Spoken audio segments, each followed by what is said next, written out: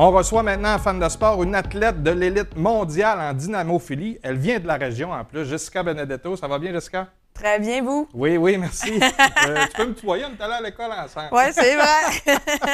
Donc, Jessica, pour les gens qui connaissent un petit peu moins le type de sport que tu fais, qu'est-ce que la dynamophilie? Bien, dans le fond, la dynamophilie, c'est vraiment un sport de force maximale. Le but, c'est il y a 3 épreuves, 3 levées, 3 types de levées. On a le squat, la flexion des jambes, OK. le bench press. Tout le monde connaît un peu le bench press en salle. En français, développé couché. Et le soulevé de terre, deadlift, c'est les 3 épreuves. On a 3 essais par épreuve pour faire un total maximal à la fin. Y a-tu une spécificité dans ce que tu fais qui donne plus de points d'eau dans tes catégories, en fait, que tu me parles? C'est sûr que, tu sais, il y a dans les 3 épreuves, celle-là qu'on lève le plus de poids, souvent, c'est le soulevé de terre. Okay. Ça va représenter... c'est pas un tiers, là. Okay. C'est vraiment... tu sais, le squat, admettons, je te dirais... c'est le 2e plus gros levé. Le bench un peu moins lourd. Le haut de corps est moins fort un peu. Puis le soulevé de terre, là, c'est vraiment celui-là qui peut te donner, je te dirais un bon 60 % de ton total. Fait que, tu sais, tout ça mis ensemble fait que le deadlift, il est à la fin. Il y a un petit peu plus d'avantage à être fort au deadlift. Là. C'est pour ça que tu me disais, donc, tantôt, que ta stratégie, c'est d'être moins, peut-être pas moins performante, mais d'en donner plus sur ta dernière catégorie. C'est ça, parce que, comme on dit, on a juste une tank à essence. Il faut choisir ses combats, si on veut, là.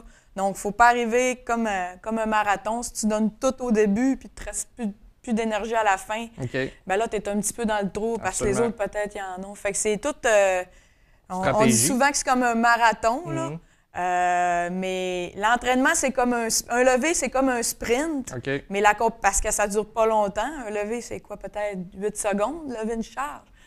Donc, l'entraînement, c'est comme un sprint, mais la compétition, c'est comme un marathon. Faut doser nos énergies pour arriver réussir à faire nos records personnels dans chaque épreuve. Il faut arriver à la fin puis se garder plus d'énergie. Pour s'il arrive un imprévu, quelqu'un va être plus agressif. Absolument. Bien là, il nous reste de l'énergie pour pouvoir nous autres aussi compétitionner et attaquer. Là.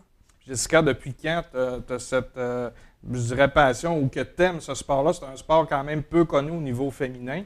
La force, lever des choses, c'est pas évident. Depuis quand tu t'entraînes pour ça ou ça a débuté dans ton cas?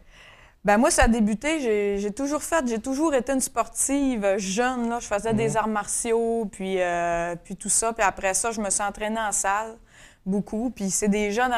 J'ai mon collègue de travail, Jonathan Simard, puis mon cousin, Joël Bouliane. Il a son club de dynamophilie. Puis là, il me voyait que je m'entraînais, que j'avais un intérêt, tout ça. Puis... tu sais, souvent, on s'entraîne en salle juste pour être en forme ou pour se développer dans d'autres sports. Mais là, on voit que, mais je suis pas si pire. Tu sais, mon bench allait bien. Moi, j'ai vraiment une bonne génétique pour le bench. Donc, tout de suite, j'ai vu les résultats. Fait que là, ça m'a fait... là, ils m'ont dit, t'es bonne, je suis sûre, t'aimerais ça. Puis tout ça, viens l'essayer à mon club. Puis on se poussait ensemble. Tu sais, c'était un effet d'entraînement. Puis là, avec les autres filles qu'il y avait au club, puis c'était un effet de camaraderie ensemble. Absolument. Puis on a dit... puis là, j'ai vu que, tu sais, je performais. Puis moi, si les gens connaissent un peu ma personnalité, je suis tout le temps poussée un petit peu plus, un peu plus, tu sais, comme pour se dépasser soi-même. Ouais. Puis à un moment donné, ben, je me suis rendue à ce niveau-là. Puis c'était pas...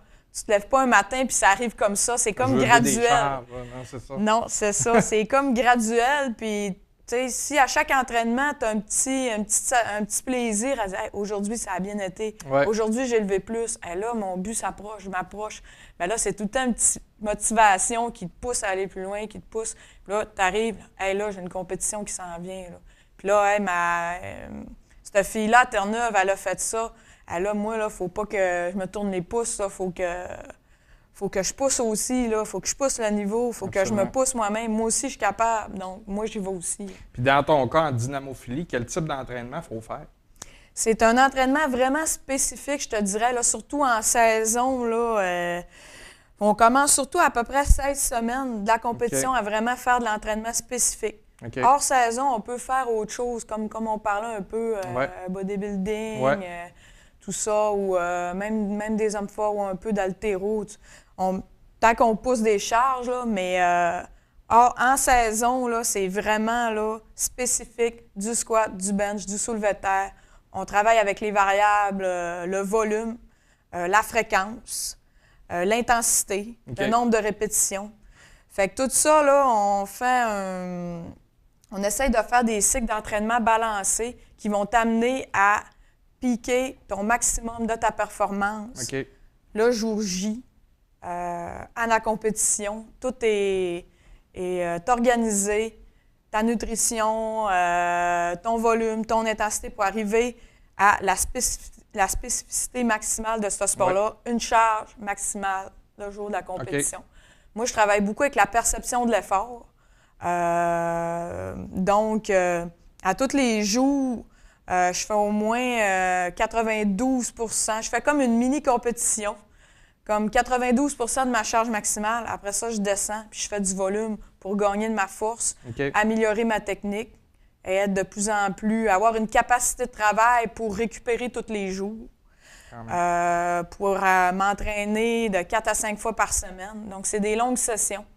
Puis c'est routinier.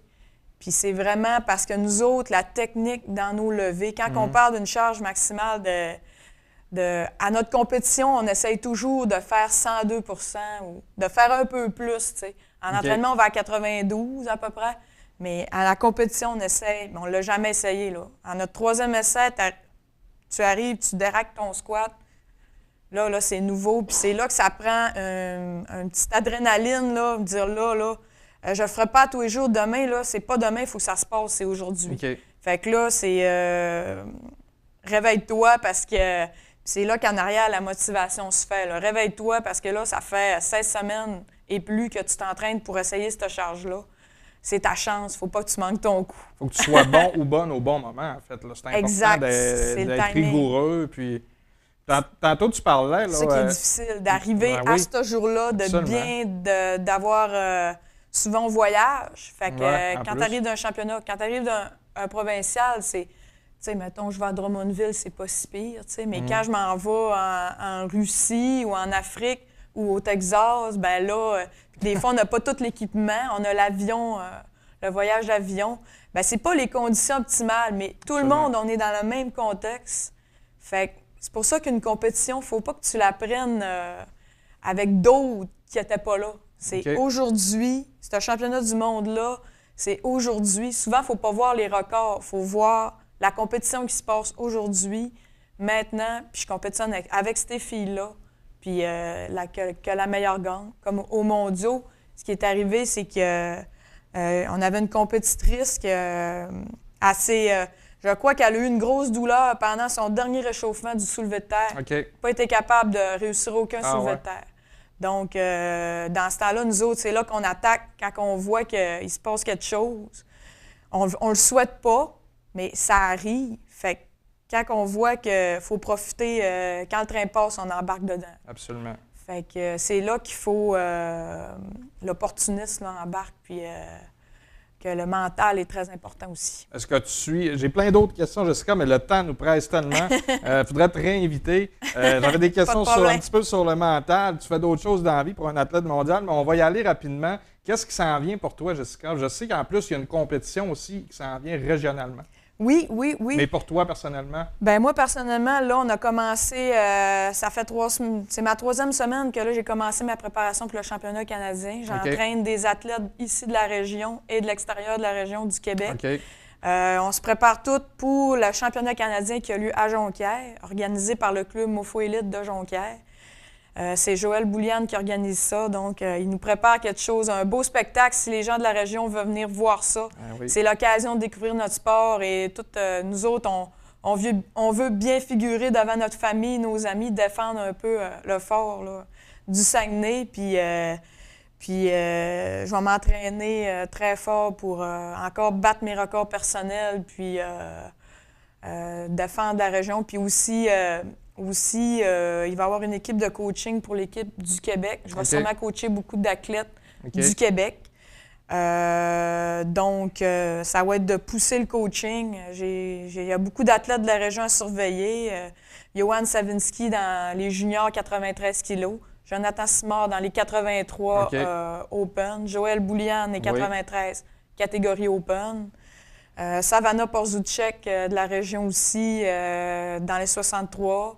Fait que dans toutes les catégories, il y a beaucoup d'athlètes là, à surveiller de la région parce que au Saguenay, là, comme les autres l'ont dit, il y a beaucoup de talent là-dedans. Puis c'est surtout que la motivation, ça vient en groupe. Oui, en équipe. C'est ça. Puis comme on disait, là, des fois, on laisse de côté un petit peu les sacrifices qu'on fait socialement, tout ça, mais on retrouve un peu avec des gens qui possèdent la même passion. La même passion.